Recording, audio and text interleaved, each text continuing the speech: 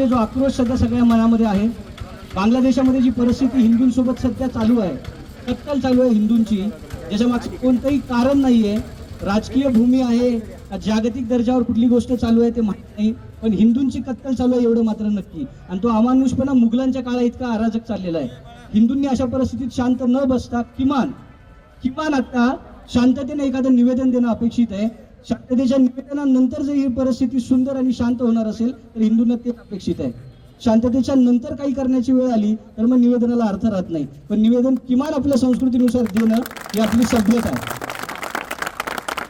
त्यामुळे आजच्या दिवशी आपल्याच देशामध्ये आपल्याच नागरिकांनी आपल्याच अधिकाऱ्यांना निवेदन देणं म्हणजे आपापल्यातच एक सामंजस्याचा करार केल्यासारखा आहे. आणि तो जगभरात दिलेला संदेश आहे की आमच्या या विषयावरच्या कामाची सुरुवात झालेली आहे आणि ही इथंच पूर्ण व्हावी अशी माफक अपेक्षा पण आहे.